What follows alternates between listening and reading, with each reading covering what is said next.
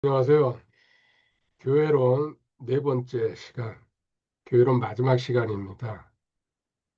오늘은 교회의 사명에 대해서 공부해 보도록 하겠습니다. 교회의 본질에 대해서 공부했고, 첫 시간에, 그 다음에 두 번째 시간에 교회의 속성에 대해서, 세 번째 시간에는 교회의 표지에 대해서 공부했습니다. 오늘 마지막으로 남은 교회의 사명에 대해서 공부하도록 하겠습니다. 교회의 사명은 예배, 교육, 이 교육 안에는 교제도 포함됩니다. 그 다음에 섬김, 섬김 안에는 나눔도 포함되죠. 그 다음에 구령입니다. 구령 안에는 선교가 들어갑니다. 이것이 확실히 교육받고 또 형성돼야지 구원받은 성도로서 하나님의 사명을 감당할 수 있다는 얘기를 합니다. 교육이라는 것은 상당히 중요합니다.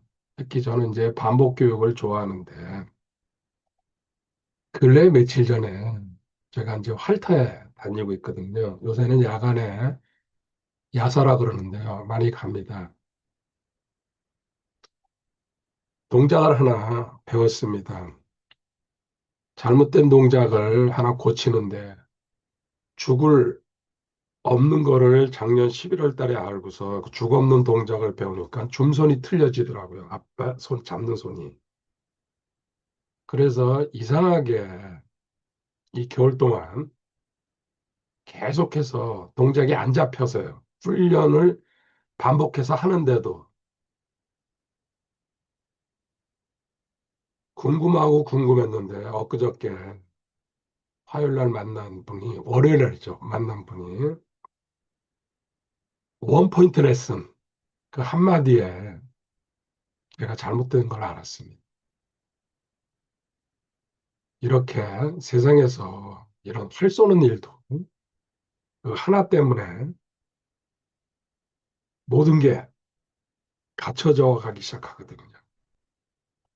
우리 교육도 마찬가지입니다. 반복해서 계속하면은 당연히 성장합니다. 활도 계속 쏘면은 팔에서 많이 쓰이는 근육이 업그레이드 되는 거랑 똑같죠.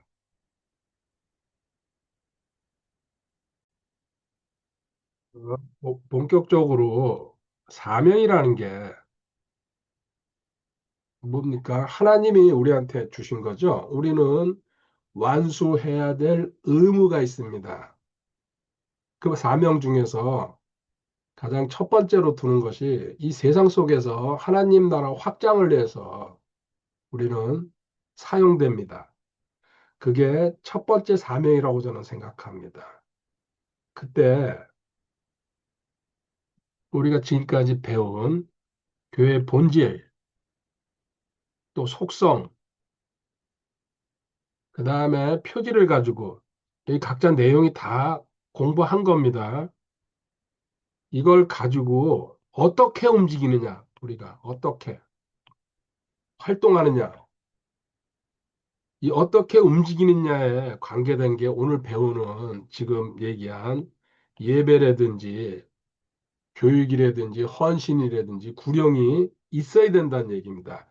그래서 단순하게 저는 요거를 뼈대라고 그러고 요쪽에는 근육, 뼈에 근육이 있어야지 정상적으로 활동할 수 있다는 얘기입니다. 첫 번째로 그러면은 예배에 대해서 알아보겠습니다. 예배는 하나님한테 드리는 겁니다. 그래서 위로는 말로 위로 향하는 우리의 사명이라고 이야기할 수 있습니다. 시편 95편 6절로 시작하겠습니다. 시편 95편 6절. 오라 우리가 경배하고 절하며 우리를 만드신 분 곧 주 앞에 무릎을 꿇자. 아멘. 경배. 예배는 경배죠. 신약 성도는 어떻게 해드리라고 나와 있습니까? 요한복음 4장 23절, 24절에 영과 진리로,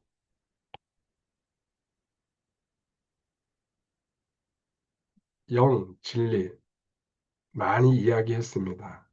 그렇지만 이제 상황이 바뀌었습니다. 1월 10일부터 제가 새 생명이라는 그 진리를 받아들였기 때문에, 알았기 때문에 이 영에 대한 설명은 다음에 공부하도록 해 보겠습니다. 일단 영과 진리로 드리는 게 하나님의 명령입니다. 이 결국은 목적은 뭡니까? 하나님의 영광을 위해서입니다. 다른 이야기는 여기다가 할 필요가 없는 거죠. 해바라기가 자연스럽게 해를 따라갑니다. 해가 있는 쪽에 자기 생명을 유지하기 위해서. 그래서 해바라기죠. 우리 성도도 위를 바라보는 게 핵심입니다. 골로새서 3장 1절에 나와 있습니다. 위에 있는 것을 추구하라고 찾으라고 바라보라는 뜻이죠. 왜 그렇습니까? 우리 신분이 위에 있기 때문에 그렇습니다. 어바브. 새 생명의 하늘 에너지를 받아야지 살아갈 수 있다는 얘기입니다. 또 하나, 이렇게 예배의 기쁨을 회복한다는 것은 놀랍습니다. 다윗이 언약궤를 옮겨올 때에 사무엘하 6장 14절 16절에 보면은 왕입니다. 온 백성이 내려다보고 있죠. 춤을 춥니다. 댄스 댄스. 오늘도 그 구절을 읽으면서 저 역시도 감격했습니다. 시편 마지막 150편이 하나님에 대한 찬양의 구절들로 전부 구성되어 있습니다. 짧지만 개인적으로 제가 20 수년 전에 이 성경을 만났죠. 이 좀 작은 성경이고 이 색인도 제가 그 당시에는 색인 있는 성경이 좀 드물었죠. 붙인 겁니다. 20 수년 만에 새로 보기 시작했습니다. 완전 대역입니다.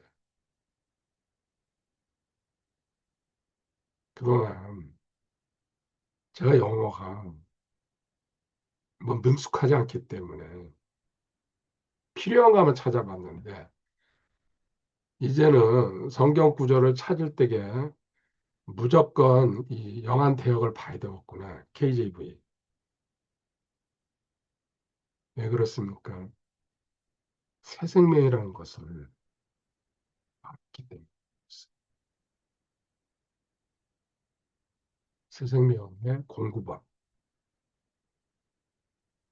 참 감사합니다. 참고로 예배에 대한 것은 시편 100편을 읽어보시면 그리고 로마서 12장 1절 2절도 참고 구절입니다. 두 번째 단락으로 넘어가겠습니다. 교육이 필요합니다. 이 안에는 교제도 있어야 됩니다. 이것은 아까 예배는 위로 올라가는 건데 교육은 안으로 들어오는 겁니다. 안으로 들어오는 사명.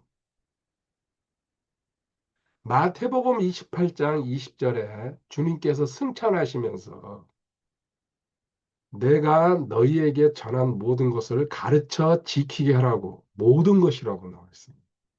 사도들이죠. 첫 번째 대상은. 또 이제 그 사도들을 통해서 다른 사람들이 또 배우고서 또 가르치고 계속 이렇게 해서 전승되는 거죠. 하나님의 말씀은. 성경은 한 권으로 고정돼 있고 골로새서 3장 16절 찾아갑니다. 골로새서 3장 16절에 그리스도의 말씀이 너희 속에 모든 지혜로 풍부히 거하게 하여 시와 찬송과 영적 노래로 서로 가르치고 훈계하며 너희 마음속에서 은혜를 주께 노래하고 아멘. 서로 먼저 깨닫고 안 사람이 다음 사람에게 세워주고 가족이 되게. 세움이 뭐예요? 영적으로 서로 세워주는 겁니다, 우리는. 또 가족이란 건 뭐예요? 한 가족이에요, 하나님 안에서 지체로서. 그리고 그 가족으로 묶어준다는 얘기죠. 한 생각, 한 마음, 한 판단으로. 그래서 교육이라는 것은 신병이 훈련소 들어가면 훈련 받듯이 훈련소예요. 기본적인 내용을 배워야 된다는 얘기입니다.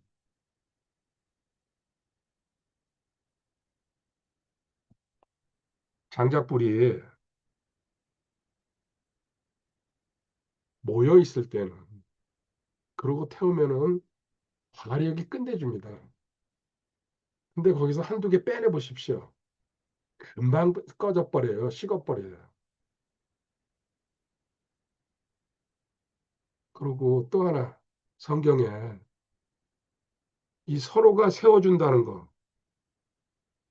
바나바가 사울을 찾으러 다소로 갑니다. 사도행전 11장 25절, 26절에 나와 있습니다. 안디옥 교회에 올라와서 교사로서 헌신합니다. 그리고 결국은 선교사로 파송 나가죠. 이게 뭐예요? 교육의 중요성도, 그리고 성도가 하나로 묶어지고, 그리고 서로 세워주는 관계로 가야 된다는 얘기죠. 히브리서 10장 24절, 25절. 서로를 살펴보아 사랑과 선한 행위에 이르도록 격려하며 어떤 사람들의 습관과 같이 우리의 함께 모이는 일을 패하지 말고 서로 권면하되 그날이 다가옴을 너희가 볼수록 더욱 그리하자. 아멘. 모여야 된다는 얘기죠. 종말이 가까울수록 지금 흩어지고 있어요. 무너지고 있어요. 지역교회도 그렇고 또 성도들도 그렇고.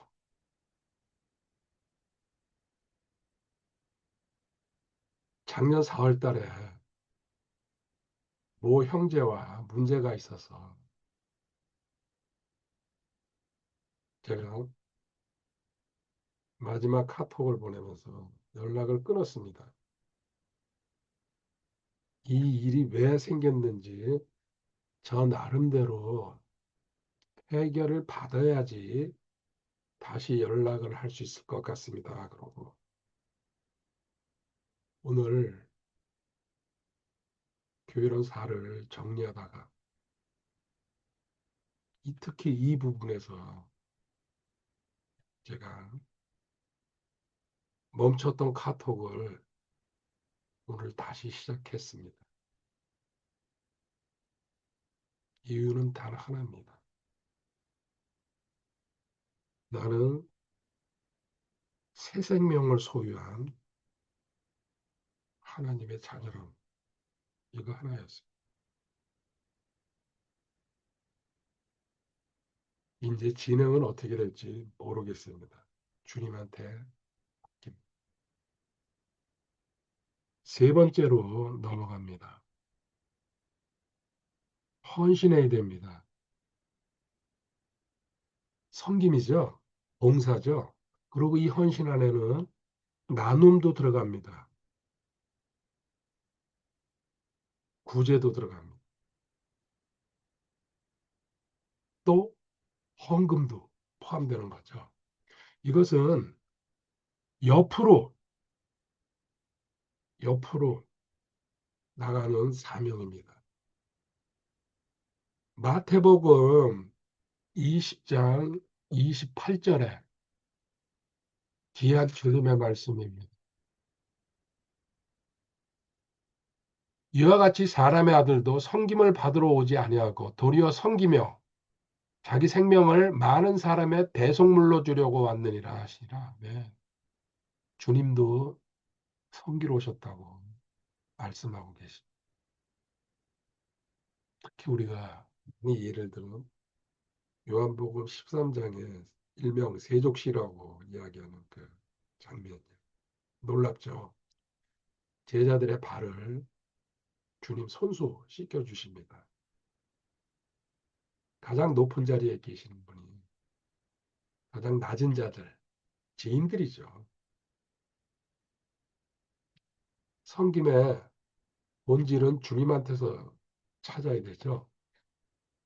베드로전서 4장 10절 은사를 가지고 청지기로서 섬기라고 베드로 사도도 선언하고 있죠.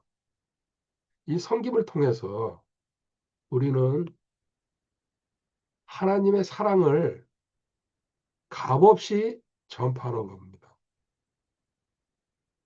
야고보서의 주제 중에 하나. 행함이 없으면은 이 앞에 뭐가 있습니까? 믿음이 있고 사랑이 있고 은혜가 있다고 온갖 얘기를 다 갖다가 앞에다 놓습니다. 그런데 실천하지 않으면은 특히 지체들한테 나누고 알리고 섬기고 하지 않으면은 그 신앙은 죽은 신앙이라고 저도 100번 만번 동의합니다. 실천하지 않는 신앙은 산속에 있는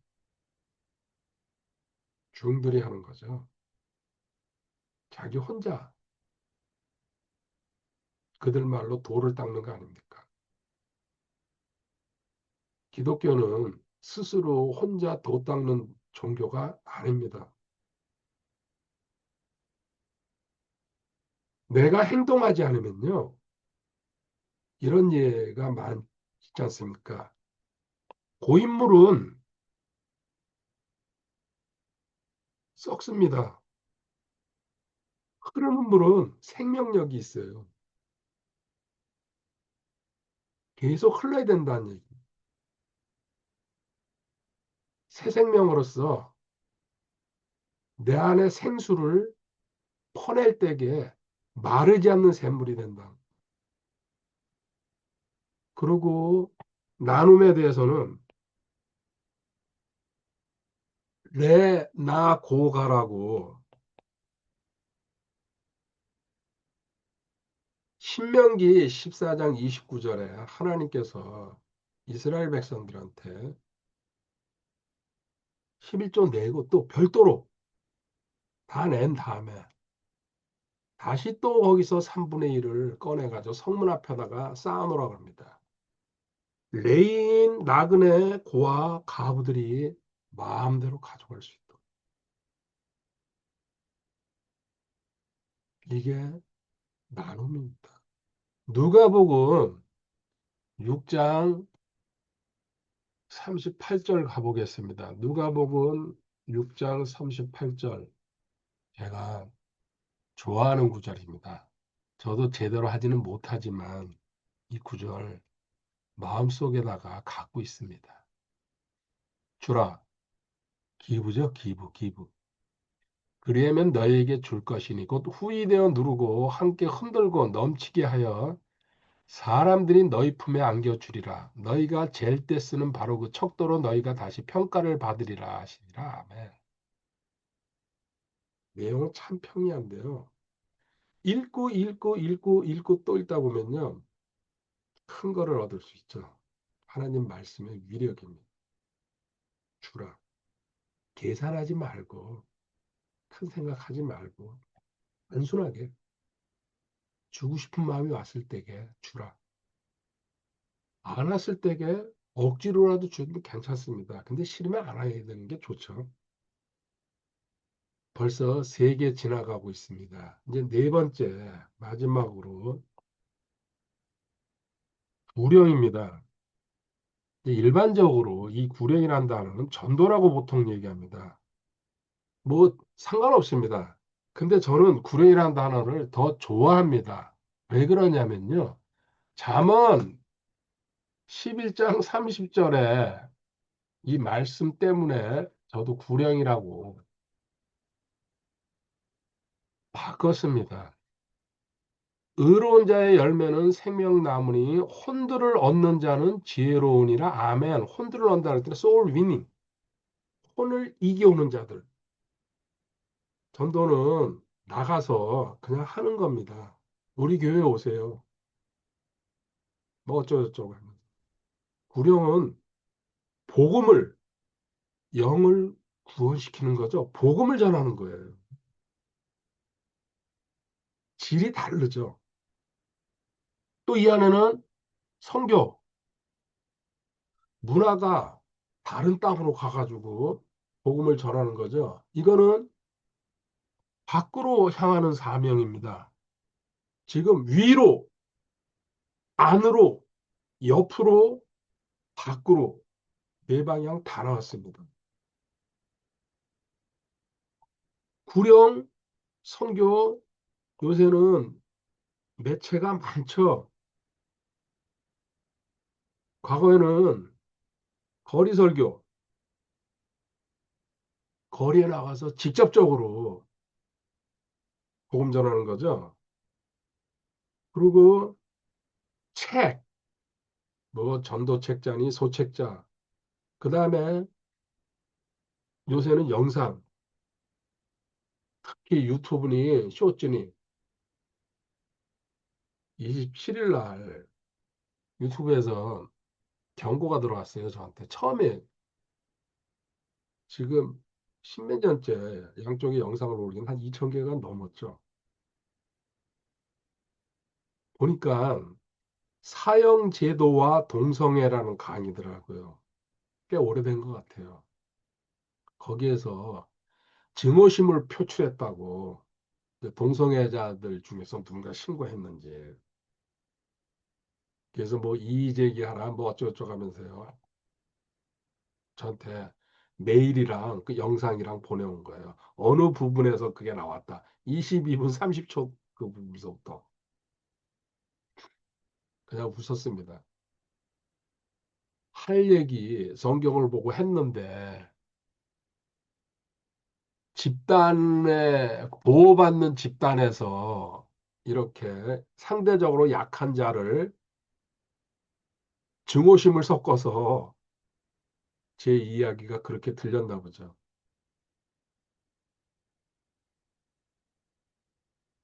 천천히 어떻게 할 건지 생각해 보도록 하겠습니다.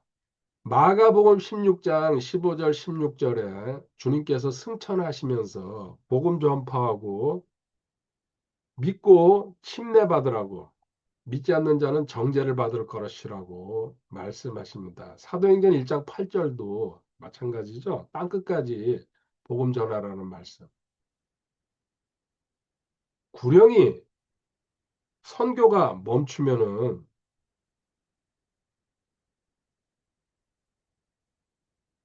스탑할 때게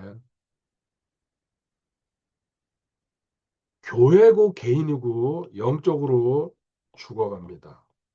이거는 분명합니다. 물론 다른 것도 헌신이라든지 교육이라든지 예배도 같다고 생각합니다. 근데 가장 직접적으로 저는 영향을 미치는 게 구령 선교라고 생각합니다. 영적으로 죽어가는 많은 이유 중에서 계시록 3장 1절에 4대 교회 이야기가 나옵니다. 7교회 중에서요. 4대. 너희는 이름은 살아있으나 실제로는 죽었다. 영적 활동이 없어져 버렸다는 얘기죠. 주님이 콕 찍어서 얘기했어요.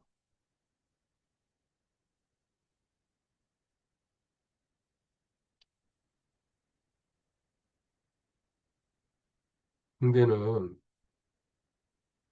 자기가 만족하려고 불을 비추거나 발광을 하지 않습니다. 뭡니까? 어둠 속에 있는 배들 길잡이가 되는 겁니다. 우리가 구령한다고 또 다른 나라나 또 다른 문화권으로 선교하러 떠나는 거. 내가 하나님의 은혜를 입고 빚진 자라 그러면 하나님의 말씀을 나를 통해서 반사시켜 가지고 다른 사람한테 빛이 들어가게 하는 거. 등대 역할. 구찬송가 276장 하나님의 진리 등대 좋아합니다. 저도. 틈나면 보죠. 또 하나 예를 들면 성경에 빌립이라는 하나님의 일꾼이 성령님의 지시와 인도를 받아가지고 에디오피아 내시를 만나는 장면이 사도행전 8장에 나옵니다. 예루살렘 왔다가 돌아가는 관리죠. 고위 관리일 거예요.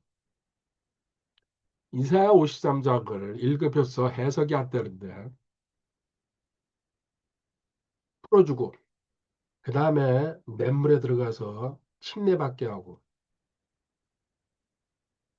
아마도 이집트에 아니 에디오피아에 복음의 통로가 열리고 큰 일을 했을 거라고 저는 믿습니다. 지금도 에디오피아에는 개신교 신자가 엄청나다는 것을 저도 알고 있습니다. 베드로전서 3장 15절에 가보겠습니다. 이렇게 너가 빛의 역할을 할 때에 어떻게 해야 되는지 구체적인 내용이 나와 있죠. 베드로전서 3장 15절.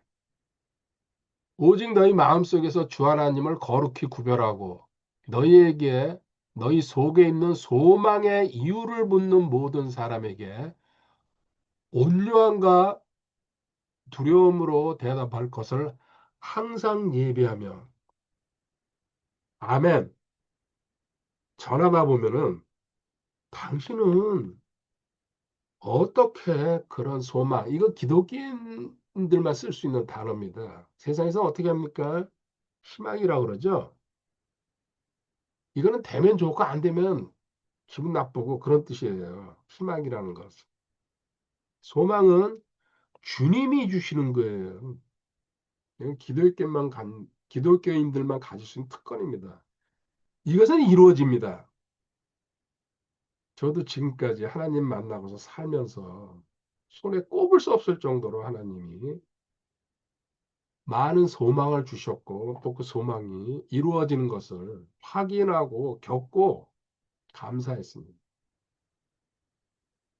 이 소망의 이유를 물을 때에 그 사람한테 나타난다는 얘기죠. 왜 나타납니까? 한마디로 새 생명을 갖고 있으면은 생명은 밖으로 나올 수밖에 없어요. 씨도 심으면은 생명이 있기 때문에 결국은 싹시 트고 또 나무로 자라고 풀로 자라고 그 뒤에 그림 배롱나무입니다. 여름에 한창 배경으로 썼는데 오늘은 요거다 싶어가지고 생명이 있으면은 나오게 돼 있어요. 새 생명. 그 새 생명으로 소망을 굳이 말 안 해도 상대편이 알 수 있다. 그때 너는 두 가지 온유함, 두려움. 이 두려움은 그 사람을 두려워하라는 얘기 아니고 하나님을 경외하는 마음으로 하나님이 함께 하신다. 그리고 하나님이 일하신다. 이런 마음이죠. 그 다음에 온유함. 모든 걸 다 포용할 수 있는 마음으로 신앙의 신자도 모르는 사람한테 막 연합을 얘기한다든지 이렇게 하면 안 되는 거죠. 기다려주면서 그 순간에 딱 맞는 얘기를 해줘야 된다는 얘기입니다.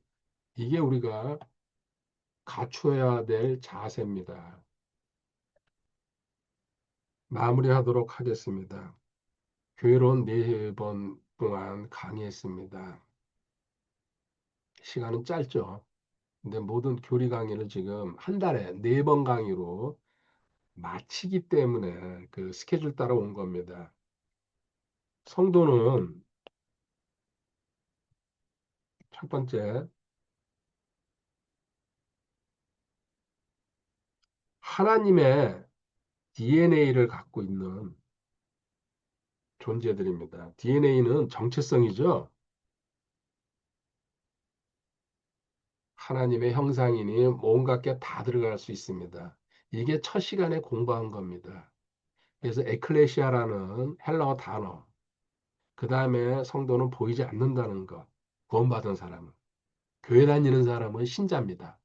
구원받은 사람이 성도고, 그 다음에 그리스도의 몸이고 성전이라는 것, 나의 정체성을 가지고, 이게 기본입니다. 출발입니다. 두 번째, 세상에 거룩한 흔적을 남겨야 되는데, 그 흔적을 남기려면은 뭐가 필요합니까? 통일성, 속성이죠. 교회 속 통일성, 거룩성, 보편성, 사도성. 이거를 갖고 있어야 됩니다. 알고 있어야 됩니다. 하나님의 속성으로 세상에서 흔적을 남겨야 된다는 얘기죠. 그냥 나 혼자 믿고 나 혼자 죽으라고 우리가 구원받은 게 아닙니다. 성경에선 그런 구절이 단 한 군데도 없습니다. 세상에 있는 과거에 너였던 죄인들, 어둠 속에 사는 사람들, 불쌍히 여겨서 그들도 너처럼 빛의 세계로 데리고 오라는 얘기입니다. 하나님을 만나라는 얘기입니다. 만나게 해주라는 얘기. 저는 그렇게 만나서 만 31년 됐습니다. 20년 만에 연합 알았고, 그리고 11년 만에 새 생명이라는 단계를 알았습니다. 길다면 길죠, 31년. 근데 지금 돌아보니까요, 눈 깜빡할 새였구나, 31년이.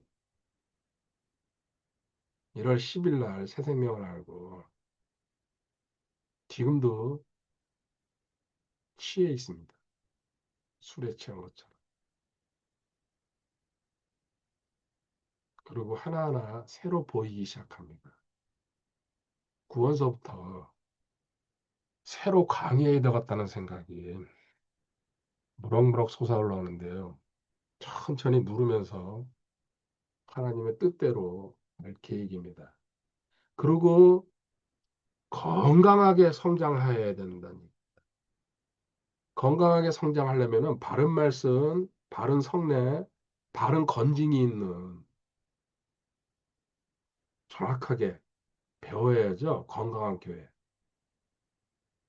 그리고 마지막으로 오늘 배운 예배와 교육과 헌신과 구령을 알고 배워서 그리스도의 향기를 또 지금 읽는 성경엔 냄새라고 표현했죠. 한번 보고 가죠. 고린도후서 2장 14절에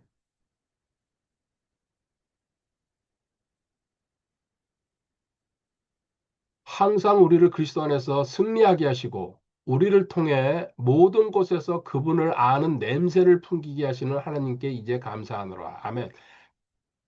향기를 풍기게 하는. 글쎄요. 저도 향기가 더 좋네요. 이게 우리가 갖는 사명입니다. 여기에 하나도 빠지면 안 됩니다. 최소한도 이 네 단계 거쳐야 됩니다. 다음 2월 달에는 이 교회를 적으로 삼고 움직이는 마귀, 또 우리 입장에서는요, 철천지 원수죠. 대적이죠. 마귀론 공부하도록 하겠습니다.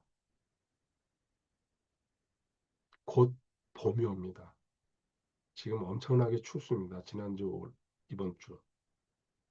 제가 야사를 제대로 못 갈 정도로 춥습니다. 그렇지만 마음만은 따뜻하고 살아서 움직이고 있죠. 위를 보면서. 여러분들에게도 하나님의 놀라운 은혜와 사랑이 넘치기를 기도드립니다. 감사합니다. 할렐루야. 민머로 가는 길에 고래저수지입니다. 얼음 낚시하는 상당히 많네요.